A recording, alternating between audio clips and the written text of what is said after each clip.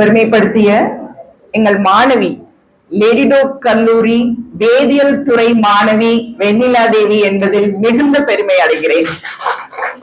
இந்த தருணத்தில் திருமதி வெண்ணிலா தேவியால் எங்கள் துறைக்கு பெருமை என்பதில் மிகுந்த பெருமை கொள்கிறேன். 1994ஆம் ஆண்டு பிஎஸ்சி வேதியியல் வெண்ணிலா எங்களிடம் படித்துள்ளார். வெண்ணிலா பத்தி யோசிக்கும் போது நான் ஜாயின் பண்ணும்போது அவங்க இருந்தாங்க. நான் டீச் பண்ணல, வெண்ணிலாவுக்கு நான் டீச் பண்ணல. ஒரு 5 வருடங்கள் நான் சீனியர். நான் பிஹெச்டி எல்லாம் முடிச்சுட்டு அங்க வரும்போது வெண்ணிலா அங்க ஒரு லீட் போஸ்ட்ல வேலை பார்த்துட்டு இருந்தாங்க. அப்பயே அந்த முகத்துல அந்த கண்ணுல 1000 கோடி கனவுகள். எதை சாதிக்கணும் மேடம், நீங்க எப்படி பிஹெச்டி பண்ணீங்க, எங்க இருந்து வந்தீங்க, எப்படி போனீங்க, 1000 கேள்விகள் கேட்பாங்க.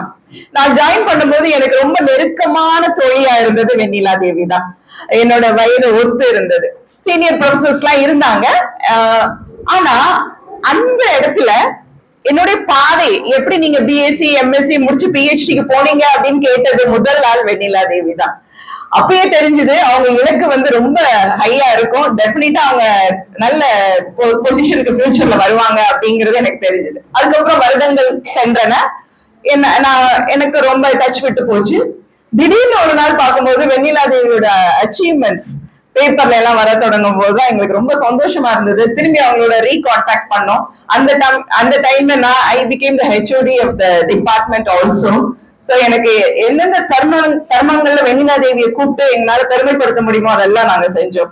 இப்போ இந்த நிகழ்ச்சி, hearty congratulations Vennila, we are really very proud of you.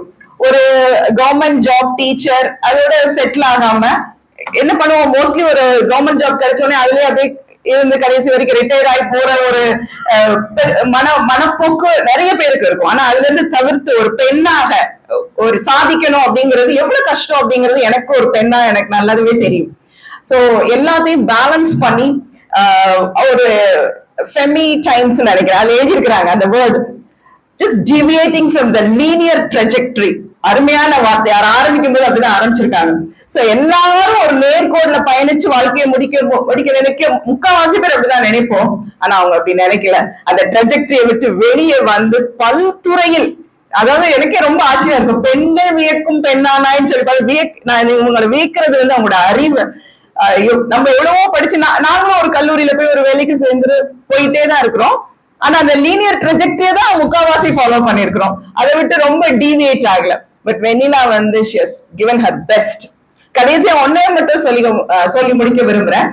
நல்லாசிரியர் விருது, லட்சிய ஆசிரியர், அன்பாசிரியர், இதெல்லாம் நான் படிச்சாச்சு. ஒரே ஒரு எக்ஸ்பீரியன்ஸ் மட்டும்தான் எனக்கு வெண்ணிலா தேவி மேல ஒரு பெரிய பிரமிப்பை உண்டு பண்ணுச்சு. ஒரு போன வருஷம் நினைக்கிறேன், எங்க ஸ்கூல்ல ஒரு காம்படிஷன் நடந்தது, குவிஸ் ஒரு சயின்ஸ் எக்ஸ்பெரிமெண்ட் ப்ராஜெக்டுக்கு ரொம்ப ஆர்வமா ஸ்டூடெண்ட்ஸ் கூட்டிட்டு வந்திருந்தாங்க. எந்த கிளாஸ் 7th 8th இருப்பாங்களோ, குட்டி பிள்ளைங்க தான், 8th 11th இருந்தாங்க. அவங்களோட எங்க டிபார்ட்மெண்ட்டை பார்க்கணும், நான் எந்த டிபார்ட்மெண்ட்ல இருந்து வந்தேன்னு உங்களுக்கு காமிக்கணும்னு அந்த பிள்ளைங்களை கூட்டிட்டு வந்தாங்க. எல்லாரையும் நாங்க பேசினோம், போட்டோலாம் எடுத்தோம். திரும்பி போகும்போது அந்த குழந்தைங்க கிட்ட ஏதோ பேசிட்டே வந்தேன் நான், இது செய்வீங்களாப்பா.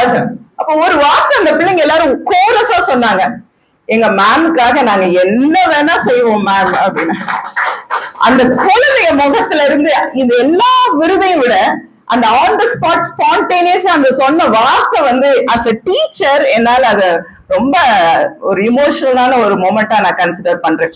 எல்லா விருதையும் விட அந்த விருது தான் வெண்ணிலாவுக்கு அழகுக்கு மேல் அழகு சேர்க்கிறது என்று சொல்லி, இன்னும் பல துறைகளில் நீங்கள் திறம்பட வரணுங்கிற விஷஸோட, thank you so much.